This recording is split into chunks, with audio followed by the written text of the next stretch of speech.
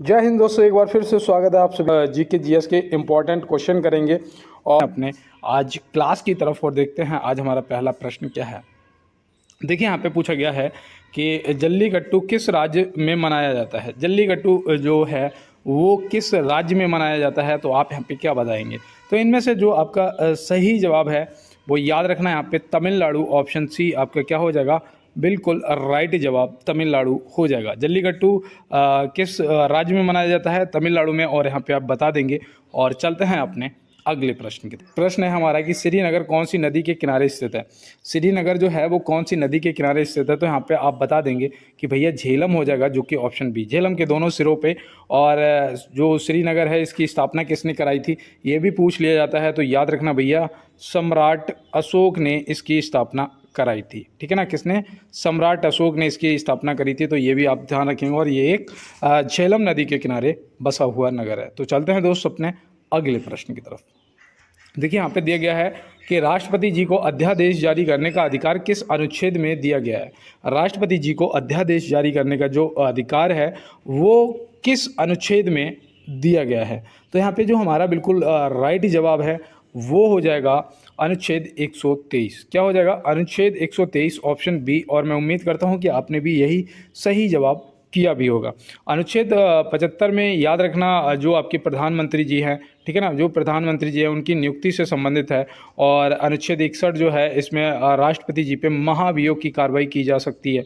ठीक है ना, अनुच्छेद 61 में, ठीक है ना, राष्ट्रपति जी का जो चुनाव है, ठीक है ना, जो चुनाव है वो आपका आता है कौन से आर्टिकल में आता है, तो याद रखना भैया 55 में आता है। ठीक है ना, जो चुनाव है। और उपराष्ट्रपति जी का जो प्रावधान है वो किस में आता है, उपराष्ट्रपति जी का जो प्रावधान है वो याद रखना भैया वो आपका आता है आर्टिकल 63 में। किस में आता है, आर्टिकल 63 में। अब यहाँ पे मैंने जो भी आपको आर्टिकल बताई ये आपकी पेपर से संबंधित और इम्पोर्टेंट आर्टिकल हैं। ठीक है ना, बाद बाकी आप मेरे साथ जुड़े रहोगे तो मैं आपको आपका टोटल कंप्लीट करवा दूंगा। ठीक है ना, जो भी आपसे पूछा जाएगा। यहाँ पे दिया गया है साल 2027 में फुटबॉल एशिया कप की मेज़बानी कौन सा देश करेगा। देखो भैया ये आपके समझ लीजिएगा कि आपके पेपर में करंट से संबंधित क्वेश्चन पूछा जा सकता है। तो याद रखना भैया साल 2027 की अगर बात करेंगे तो 2027 में सऊदी अरब में होगा। कहाँ पर होगा, सऊदी अरब। ऑप्शन सी यहाँ पे हमारा क्या हो जाएगा, बिल्कुल सही जवाब। अगर हमसे यहाँ पे भैया 2023 का पूछ लिया गया तो हम क्या बताएंगे। अगर 2023 में पूछ लिया गया कहाँ पर हुआ था, तो याद रखना भैया ये कतर में हुआ था। और अब ये 2027 में होगा कहाँ पर, सऊदी अरब में। तो ये भी आपको ध्यान में रखना है। और चलते हैं इसके साथ अपने अगले प्रश्न की तरफ। यहाँ पे दिया गया है किस प्रदेश में नामदफा राष्ट्रीय उद्यान है। किस प्रदेश में नामदफा राष्ट्रीय उद्यान है, तो यहाँ पे आप क्या बताएंगे। तो याद रखना भैया यहाँ पे जो आपका नामदफा राष्ट्रीय उद्यान है वो यहाँ पे सही जवाब अरुणाचल प्रदेश हो जाएगा। क्या हो जाएगा, अरुणाचल प्रदेश। ऑप्शन बी यहाँ पे बिल्कुल सही जवाब हो जाएगा। असम में आपका कौन सा है, तो असम में याद रखना जो ज़्यादातर आपसे पूछा जाता है काजीरंगा। क्या पूछा जाता है, काजीरंगा राष्ट्रीय उद्यान। तो ये आप याद रखें, काजीरंगा कहाँ पर है भैया, असम में पड़ता है। उत्तर प्रदेश में याद रखना जो ज़्यादा पूछे जाने की संभावना होती है दुधवा नेशनल पार्क है ना, दुधवा नेशनल पार्क आपसे ज़्यादा पूछे जाने की संभावना होती है। तो ये भी आप दुधवा नेशनल पार्क को भी अपना कंप्लीट कर लेंगे। और चलते हैं अपने अगले प्रश्न की तरफ। देखिए यहाँ पे दिया गया है अनुवांशिक संबंधित प्रयोग के लिए मेंडल ने किस पौधे का चुनाव किया था। अनुवांशिक संबंधित प्रयोग के लिए मेंडल ने किस पौधे का चुनाव किया था, तो ये प्रश्न ज़्यादातर पूछा जाता है, इसलिए मैंने आपसे कहा है कि आप नोट करेंगे मटर का पौधा, जो कि ऑप्शन ए यहाँ पे क्या हो जाएगा आपका बिल्कुल राइट जवाब दोस्त हो जाएगा। और चलते हैं इसके साथ अपने अगले प्रश्न की तरफ। देखिए यहाँ पे दिया है वैल में श्वासन किस अंग में होता है। वैल में जो श्वासन है वो किस अंग में होता है, तो भैया देखो जो आपकी वैल है वो एक क्या है, वो एक स्तनधारी है ना, स्तनधारी है जिसके हृदय में चैम्बर होते हैं 4, 2 अनिल और 2 निलय है ना, 4 होते हैं मानव की तरह। क्योंकि भाई स्तनधारी है तो इनके गलफड़े नहीं होते ना, गिल द्वारा नहीं ले सकती हैं सांस, है ना। तो यहाँ पे याद रखना भैया सही जवाब आपका फेफड़ा हो जाएगा। क्या हो जाएगा, फेफड़ा हो जाएगा। आपने देखा होगा जब वेल ऊपर आती है पानी में तो यहाँ पे एक छिद्र टाइप का होता है ना, और यहाँ से एकदम से हवा निकालती है बहुत सारी और लेती है, फिर वापस चली जाती है पानी में। और ये आप ध्यान रखेंगे। और चलते हैं दोस्त अपने अगले प्रश्न की तरफ। यहाँ पे देखो मैंने आपको क्या गलफड़े बता दिए, सॉरी माफ़ी चाहते हैं, फेफड़े होंगे, ठीक है ना। ऑप्शन सी होगा यहाँ पे फेफड़ा आपका बिल्कुल सही जवाब। और चलते हैं इसके साथ अपने अगले प्रश्न की तरफ। मेढक जो है वो किस वर्ग का जंतु है? मेढक जो है वो किस वर्ग का जंतु है? तो यहाँ पे आप क्या बताएंगे? तो याद रखना भैया, या तो आपको वैसे तो उभयचर वर्ग हो जाएगा, यहाँ पे उभयचर वर्ग है ना, उभयचर वर्ग ऑप्शन बी हो जाएगा आपका सही जवाब। और कहीं आपको हो सकता है एम्फीबिया लिखा हुआ मिल जाए, एम्फीबिया है ना, तो ये भी आप ध्यान में रखेंगे दोस्त, और अपना आंसर जो है बिल्कुल राइट लगा के आएंगे। और चलते हैं इसके साथ अपने अगले प्रश्न की तरफ। आपकी ये 50,000 प्लस वैकेंसियाँ लगभग आने वाली हैं एसएससी जीडी की। और मैं आपको बता दूं जिसका मिशन वर्दी है वो भैया बिल्कुल भी शांत नहीं रहेगा और इस बार पूरा जी जान लगा के मेहनत करेगा। और इस बार इसमें देखो भैया, वैकेंसी कितनी भी आए हमें तो सिर्फ एक वैकेंसी चाहिए ना भाई, वैकेंसी कितनी भी आए हमें सिर्फ एक वैकेंसी चाहिए। और देखो मैं यहाँ पे आपको एक सजेशन दे दूँ कि भैया अगर कोई बाबू सोना वाला है, देखो कोई बुरा मत मानना, तो उसे एक बात बोल देना बहुत प्यार के साथ में, और मुझे लगता है कि वो आपकी बात को समझेगा। और उसे कहना कि हमें नहीं पता कि कब तक तुम्हें मेरा इंतज़ार करना पड़ेगा, है ना, हमें नहीं पता कि कब तक तुम्हें मेरा इंतज़ार करना पड़ेगा। लेकिन एक बात याद रखना, सिलेक्शन के बाद मेरा पहला जो कॉल होगा ना, पहला जो कॉल होगा वो तुम्हारे पास ही आएगा, है ना, ऐसे बोल देना उसे, और उसको उसके विश्वास पे खरा उतरना है और आपको सिलेक्शन लेना है इस बार, ठीक है ना दोस्त। तो बिल्कुल, और यहाँ पे देखो हमारा प्रश्न है अब कि पेंसिल बनाने में प्रयुक्त कार्बन होता है, पेंसिल बनाने में जो प्रयुक्त कार्बन होता है वो आपका ग्रेफाइट होता है भैया। कौन सा होता है? ग्रेफाइट। ऑप्शन बी यहाँ पे क्या हो जाएगा हमारा बिल्कुल राइट जवाब हो जाएगा। और चलते हैं इसके साथ अपने अगले प्रश्न पे। देखो यहाँ पे हमारा प्रश्न पूछा जा रहा है कि किस भारतीय मूल की लेखिका का पहला उपन्यास बुकर प्राइज लॉन्ग लिस्ट में शामिल हुआ है ना।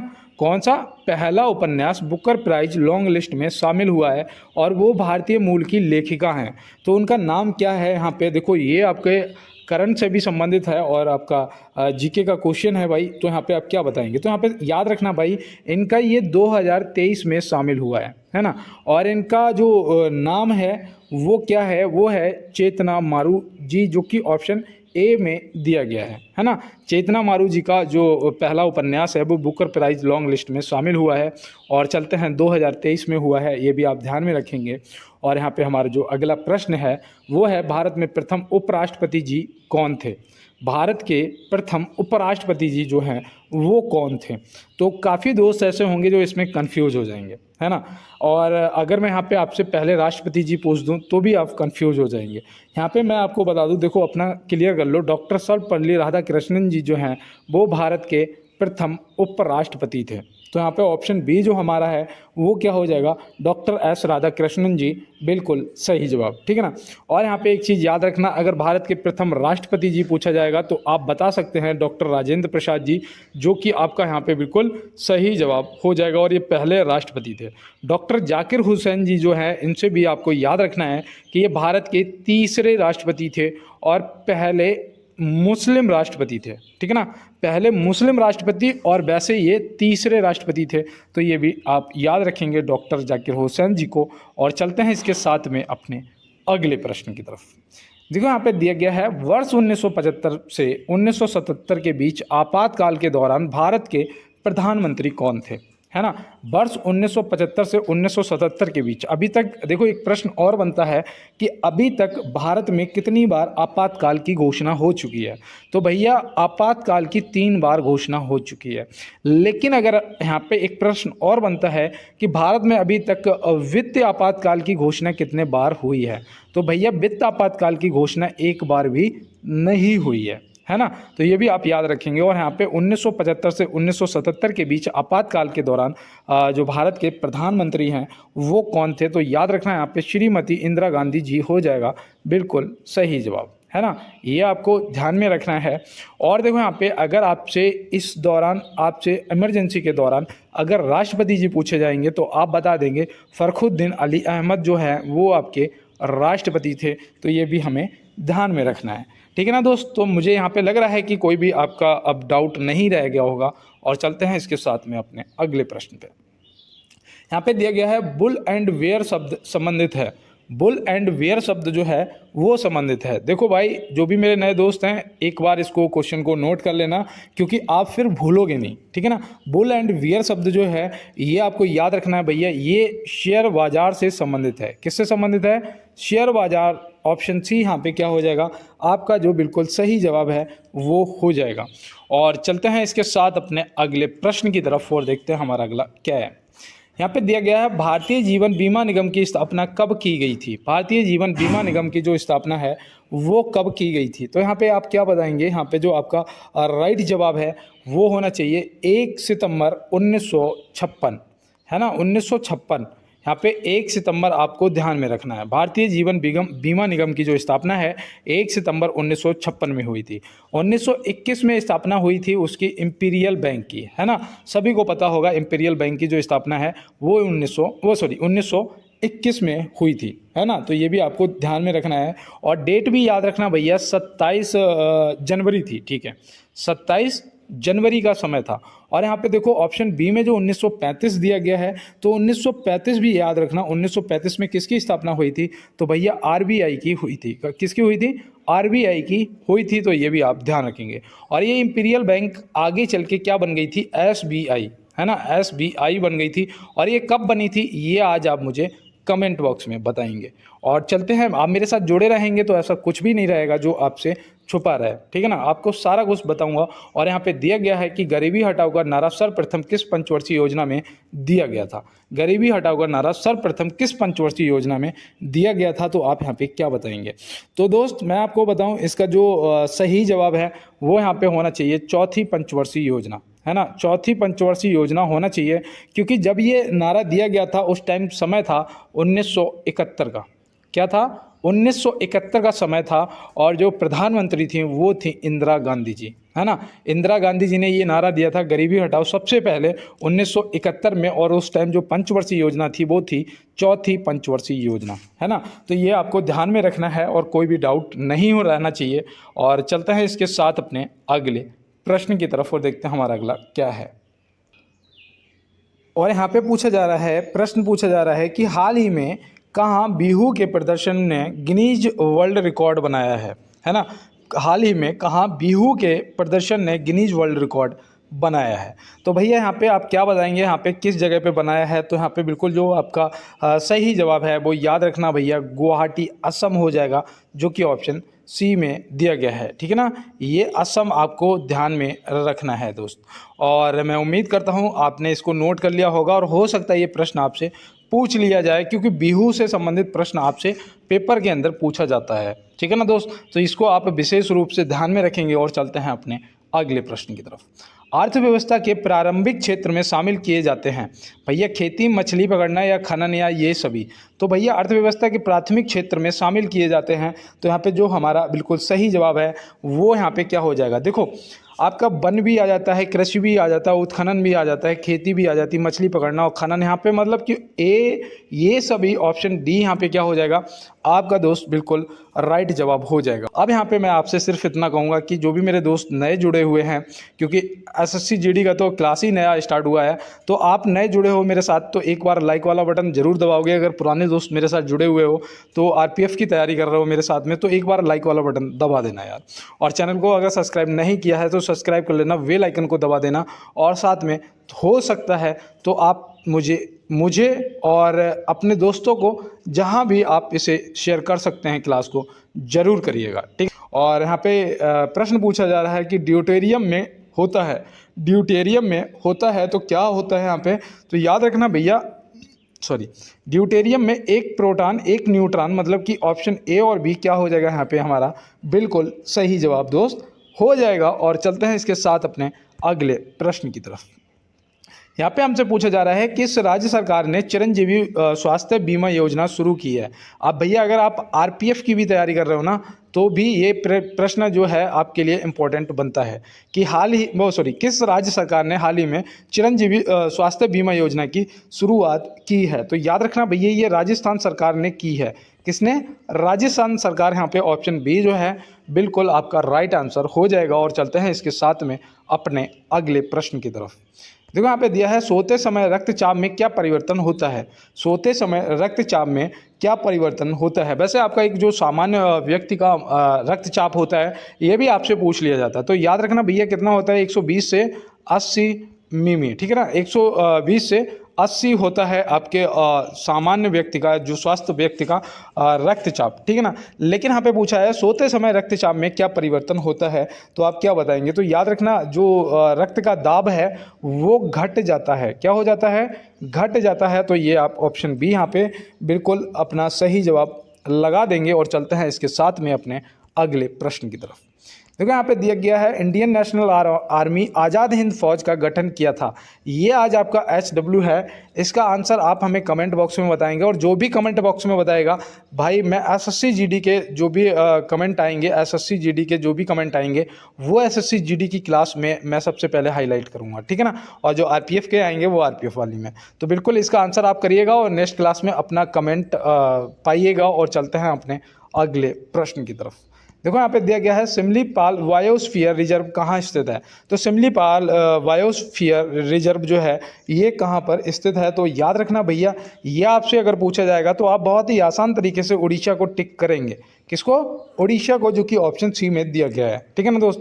और यहाँ पे याद रखना भैया राजस्थान में जो है आपका एक तो रणथंभौर है ना, रणथंभौर है, और दूसरा आपका वो है घाना पक्षी विहार है ना, घाना पक्षी विहार। तो ये भी आपको ध्यान में रखना है, ये आपके राजस्थान से संबंधित हैं। और आपका गुजरात से देखो एक तो गिर नेशनल पार्क हो जाएगा है ना, गिर हो जाएगा, और दूसरा याद रखना वो नल सरोवर है ना, नल सरोवर पक्षी अभ्यारण्य। तो ये आपको नल सरोवर आपको गुजरात से याद रखना है। और चलते हैं इसके साथ में अपने अगले प्रश्न की तरफ। देखो यहाँ पे दिया गया है भारतीय सेना द्वारा किस केंद्र शासित प्रदेश में ऑपरेशन सद्भावना का आयोजन हुआ है। भारतीय सेना द्वारा किस केंद्र शासित प्रदेश में ऑपरेशन सद्भावना का आयोजन हुआ है। तो यहाँ पे आप क्या बताएंगे। यहाँ पे याद रखना भैया, यहाँ पे आपका जो राइट जवाब है वो जम्मू कश्मीर भी हो जाएगा और लद्दाख भी, मतलब ऑप्शन सी यहाँ पे आपका सही जवाब होना चाहिए। लेकिन फिर भी मैं यहाँ पे ऑप्शन बी को टिक कर रहा हूँ, और ये मेरा आंसर जो है बिल्कुल सही है, ठीक है ना। अगर मैं यहाँ पे सी को भी टिक करता तो भी मेरा आंसर सही हो जाता। जम्मू कश्मीर और लद्दाख में ऑपरेशन सद्भावना का आयोजन हुआ था। तो यहाँ पे आप इतना ध्यान रखेंगे। और चलते हैं इसके साथ में अपने अगले प्रश्न पे। यहाँ पे दिया गया है निम्नलिखित में से रबी की फसल कौन सी है। निम्नलिखित में से जो रबी की फसल है वो कौन सी है, खरीफ की फसल कौन सी होती हैं। तो मैं यहाँ पे आपको बताने वाला हूँ। जैसे कि आपका देखो यहाँ पे गेहूं दे रखा है, हो जाएगा आपका, चना दे रखा है, हो जाएगा, तिलहन दे रखा है, ये भी आपका क्या हो जाएगा, रबी की फसल हो जाएगा, मटर भी हो जाएगी, और आपका राई होती है ना, तो राई भी हो जाएगी। तो यहाँ पे ऑप्शन ये सभी जो दे रखा है आपका बिल्कुल क्या हो जाएगा, राइट आंसर। देखो रबी की फसल और खरीफ की फसल में थोड़ा सा दिक्कत आ जाती है। तो अगर जो गांव से होंगे उन्हें तो पता होगा कि भाई बरसात के टाइम पे, जैसे कि अब जो है, ठीक है ना, अब मक्का वगैरह ये आपकी कट चुकी हैं, अब धान भी कटने वाला है ना, कटने वाला है। तो ये आपकी क्या होती हैं, ये आपकी खरीफ की फसलें हो जाती हैं, मक्का वगैरह। और अब जो गेहूं के साथ में होंगी वो आपकी रबी की फसल हो जाएंगी। यहाँ पे जैसे खरीफ की फसल कौन सी है पूछ दिया गया है, तो भैया देखो चावल भी हो जाएगा, मक्का भी हो जाएगा, कपास, मतलब ये सभी जो दे रखा है यहाँ पे ये आपकी खरीफ की फसलें हो जाएंगी, है ना। धान, मक्का है, और ये मूंगफली है, ठीक है ना, मूंगफली है, ये सब आपका क्या हो जाएगा, ये आपकी खरीफ की फसलें हो जाएंगी। तो यहाँ से आप समझ सकते हैं। और चलते हैं अपने अगले प्रश्न की तरफ। यहाँ पे दिया गया है प्रत्येक वर्ष राष्ट्रीय एकता दिवस कब मनाया जाता है। प्रत्येक वर्ष राष्ट्रीय एकता दिवस यहाँ पे पूछा जा रहा है कि कब मनाया जाता है। तो भैया देखो मैं यहाँ पे आपको बताऊँ, राष्ट्रीय एकता दिवस पूछा गया है ना। अब यहाँ पे आप क्या लगाएंगे अपना सही जवाब। तो यहाँ पे 31 अक्टूबर हो जाएगा आपका सही जवाब। क्या हो जाएगा, 31 अक्टूबर को राष्ट्रीय एकता दिवस मनाया जाता है। 2 अक्टूबर को आपका अहिंसा दिवस मनाया जाता है ना, अहिंसा दिवस मनाया जाता है। तो ये भी आप ध्यान में रखेंगे।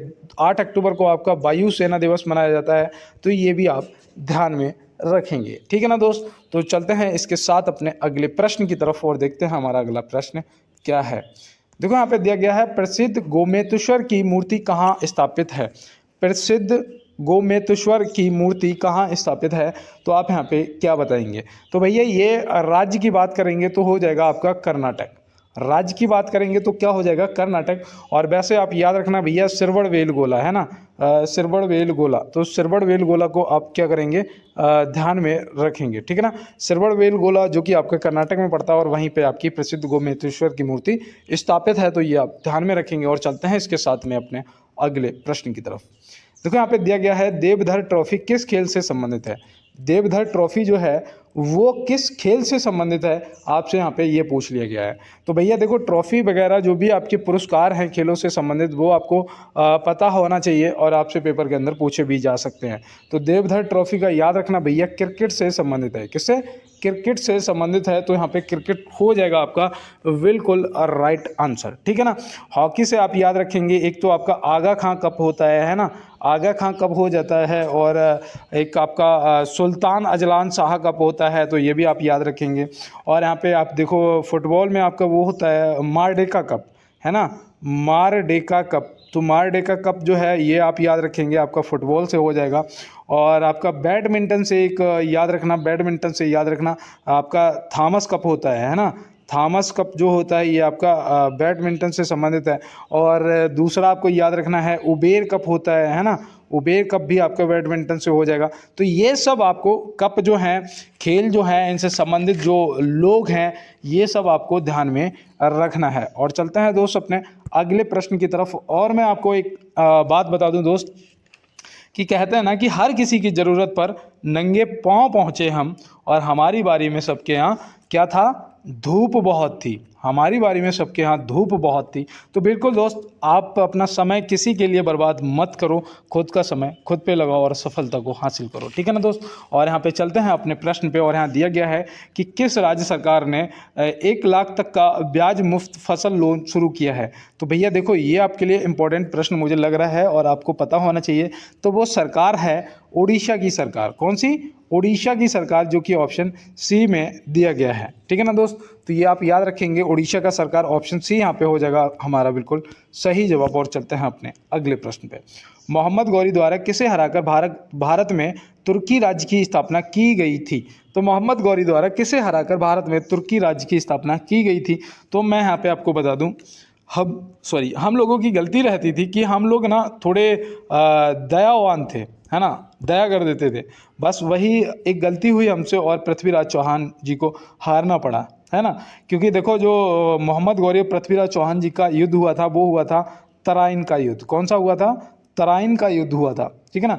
ये कब हुआ था, तो याद रखना पहला हुआ था 1191 में, जिसमें मोहम्मद गौरी हारा था और इसको पृथ्वीराज चौहान जी ने जिंदा छोड़ दिया। बस यही सबसे बड़ी गलती हो गई। और ये फिर 1192 में इसने फिर धोखे से आक्रमण किया और इसने तुर्की राज्य की स्थापना की, ठीक है ना। तो यहाँ से याद रखना पृथ्वीराज चौहान जी। और चलते हैं अपने अगले प्रश्न की तरफ।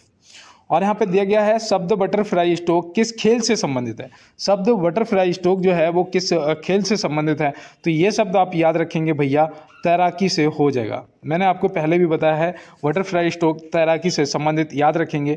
और पेनल्टी, देखो ये हॉकी होती है तो इसके बल्ले में स्ट्रोक होता है ना, हॉकी से खेलते हैं और वैसे बल्ले में स्ट्रोक होता है, वैसे हॉकी में स्ट्रोक होता है, ऐसे समझिएगा। तो मैं इसे शॉर्टकट में बता सकता हूँ कि पेनल्टी स्ट्रोक शब्द जो है वो आपका हॉकी से संबंधित है और पेनल्टी किक जो है वो आपका फुटबॉल से संबंधित है। तो पेनल्टी स्ट्रोक और पेनल्टी किक आपको ध्यान में रखना है, ठीक है ना दोस्त। तो ये आपके खेलों से संबंधित शब्द हैं। और आपका गली हो जाएगा, चाइना मैन हो जाएगा और आपका गुगली शब्द हो जाएगा, ये सब आपके क्रिकेट से संबंधित है। ये तारापुर नाभिकीय ऊर्जा संयंत्र कहाँ स्थित है।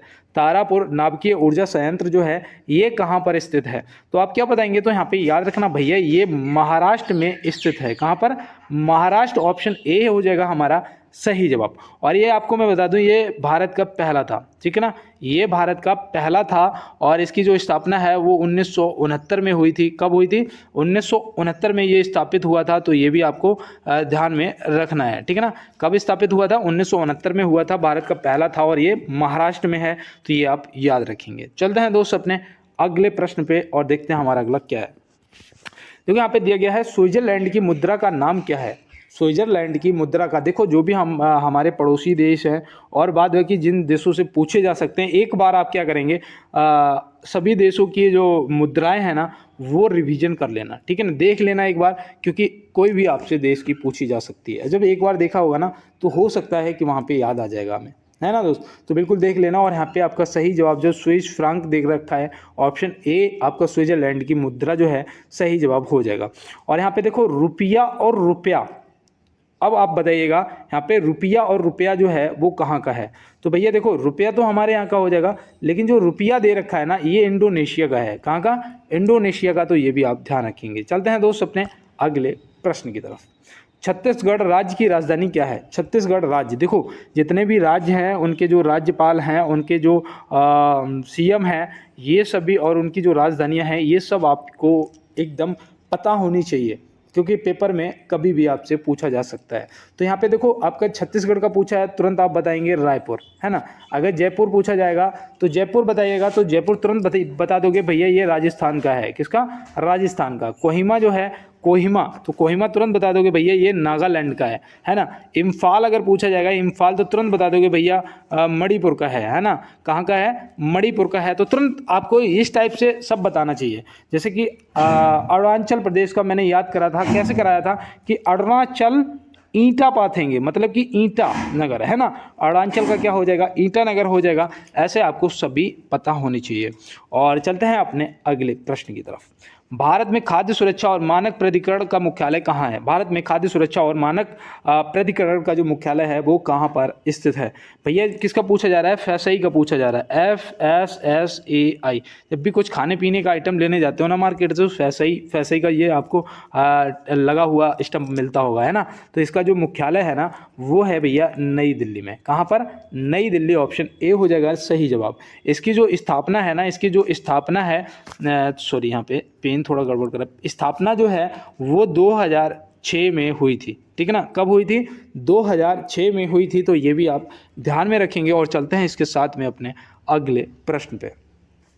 देखो यहाँ पे दिया गया है जापान की खाई, जापान ट्रेंच किस महासागर में स्थित है? जापान की खाई, जिसे जापान ट्रेंच भी बोलते हो आप, वो किस महासागर में स्थित है? तो भैया याद रखना यहाँ पे प्रशांत महासागर सही जवाब हो जाएगा। और सबसे गहरा गर्त कौन सा है? सबसे गहरा जो गर्त है वो कौन सा है? तो वो मारियाना गर्त है ना। वो भी कहाँ है? आपका प्रशांत महासागर। और सबसे बड़ा महासागर भी है प्रशांत महासागर, है ना। तो ये सब आप प्रशांत महासागर से चीज़ों को याद में रखेंगे। और चलते हैं इसके साथ में अपने अगले प्रश्न की तरफ। यहाँ पे दिया गया है सर्विसेज ने संतोष ट्रॉफी 2024 में किसे हराकर 7वीं बार संतोष ट्रॉफी का खिताब जीता है? तो भैया सर्विसेज ने 2024 में संतोष ट्रॉफी में किसे हराकर 7वीं बार ट्रॉफी का खिताब जीता है? तो यहाँ पे आप तुरंत बता देंगे भैया ये गोवा को हरा के जीता है। किसे? गोवा को हरा के जीता है। और मैं उम्मीद करता हूँ मेरे जो आरपीएफ वाले दोस्त होंगे वो इस क्लास में सभी क्वेश्चनों के आंसर बिल्कुल सही कर रहे होंगे। देखो प्रश्न हमारा है 38 का कि विश्व में कोयला का सबसे ज़्यादा उत्पादन करता है। तो विश्व में सबसे ज़्यादा कोयले का उत्पादन जो है वो करता है भैया चीन। कौन करता है? चीन करता है, ठीक है ना। उसके बाद आपका आ जाता है अमेरिका का नंबर, और उसके बाद आता है हमारा नंबर, जो कि हम तीसरे स्थान पे आ जाते हैं, ठीक है ना। तो ये आप ध्यान में रखेंगे। तो पहले नंबर पे आ जाता है चीन। और चलते हैं अपने अगले प्रश्न की तरफ। तो यहाँ पे दिया गया है लाल सागर भूमध्य सागर से किस नहर द्वारा जुड़ा होता है? लाल सागर भूमध्य सागर से किस नहर द्वारा जुड़ा होता है? तो वो नहर है भैया स्वेज नहर। क्या है? स्वेज नहर, जिसकी लंबाई अब जो है वो है 193 किलोमीटर, है ना। कितनी है? 193 किलोमीटर। तो ये भी आप ध्यान में रखेंगे, 193 किलोमीटर। और चलते हैं अपने अगले प्रश्न की तरफ। जो यहाँ पे पूछा गया है कि विश्व का सबसे गहरा गर्त है, जो कि मैंने अभी शायद आपको बताया भी था, है ना, मारियाना ट्रेंच, जो कि ऑप्शन ए में दिया गया है, प्रशांत महासागर। तो ये आप ध्यान में रखेंगे। और चलते हैं अपने अगले प्रश्न की तरफ। देखो यहाँ पे दिया गया है द्वितीय पंचवर्षीय योजना में किस क्षेत्र के विकास पर सर्वाधिक बल दिया गया था?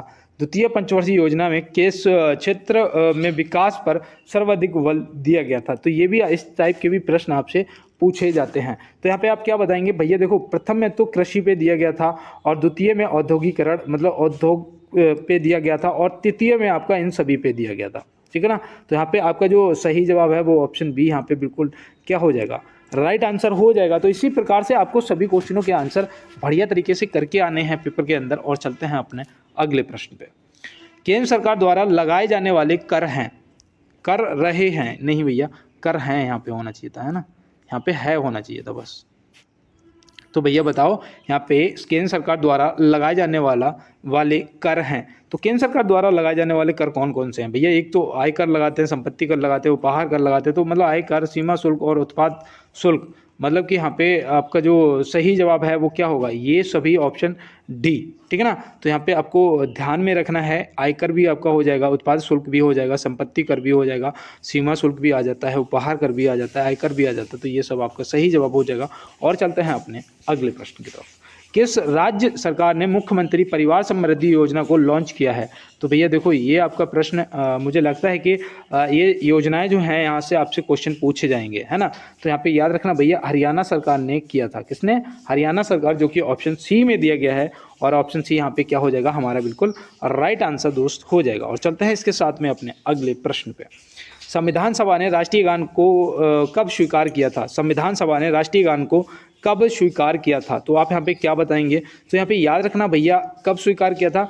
24 जनवरी 1950 को। कब किया था? 24 जनवरी 1950 को स्वीकार किया था, जो कि ऑप्शन बी में दिया गया है, और ऑप्शन बी यहाँ पे सही जवाब हो जाएगा। 27 दिसंबर 1911 को पहली बार गाया गया था, है ना, कहाँ पर? कोलकाता में राष्ट्रीय कांग्रेस अधिवेशन में गाया गया था, जो कि स्वयं रविन्द्रनाथ टैगोर जी ने गाया था, और इसके गाने की जो समय सीमा है 52 सेकेंड है, तो ये भी आप ध्यान में रखेंगे। और चलते हैं इसके साथ में अपने अगले प्रश्न पर।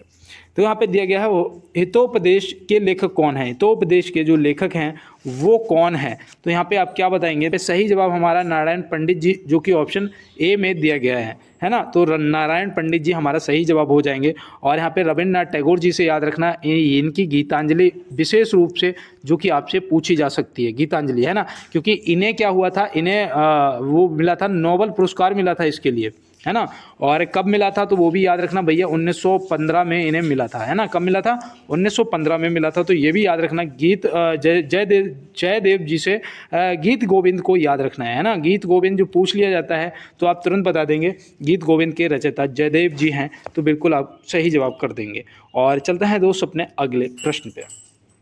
निम्नलिखित में से कहाँ राजेश्वर मंदिर स्थित है? तो निम्नलिखित में से कहाँ राजेश्वर मंदिर स्थित है? तो आप क्या बताएंगे? तो यहाँ पे आपका जो तंजौर में, मतलब तंजावुर, ऑप्शन बी जो है तंजावुर, आपका सही जवाब हो जाएगा, ठीक है ना। तो बिल्कुल आप लगा देंगे। और चलते हैं इसके साथ में अपने अगले प्रश्न पे।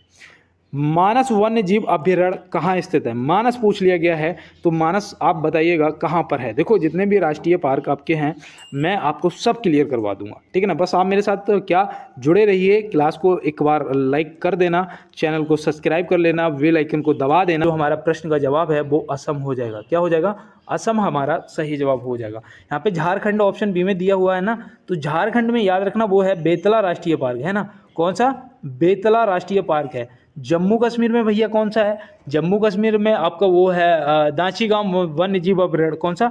दांचीगाम देखो यहाँ पे मैं गलत लिख रहा हूँ, ठीक है ना। दांचीगाम वन्य जीव अभ्यारण्य जो है वो आपका कहाँ पर है? जम्मू कश्मीर में है, तो वो भी आपको ध्यान में रखना है। चलते हैं अपने अगले प्रश्न पे।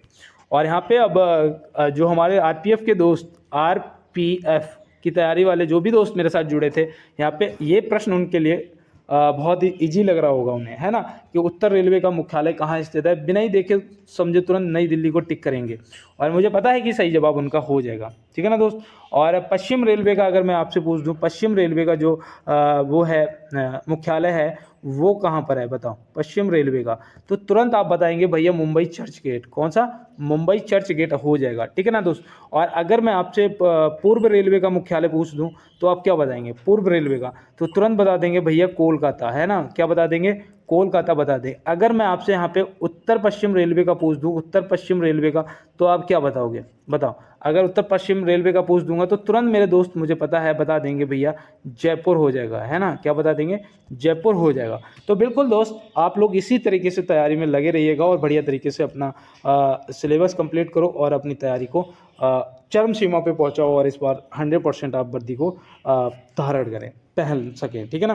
और यहाँ पे दिया गया हमारा जो लास्ट प्रश्न है कि भारत में अब्रक का उत्पादन करने वाला एकमात्र राज्य कौन सा है? भारत में अब्रक का उत्पादन करने वाला एकमात्र राज्य पूछा गया है, तो यहाँ पे आंध्र प्रदेश को तुरंत टिक करेंगे। ऑप्शन ए जो है हमारा सही जवाब हो जाएगा। तमिलनाडु में आपको याद रखना है भैया सबसे ज़्यादा लिग्नाइट पाया जाता है। क्या लिग्नाइट जो है वो कहाँ पर पाया जाता है, वो आपका तमिलनाडु में पाया जाता है, ठीक है ना दोस्त। और केरल में आप याद रखना भैया, एक तो आपका रबड़ पाया जाता है, दूसरा आपका मसाला पाए जाते हैं, है ना, मसाले सबसे ज़्यादा आपके पाए जाते हैं।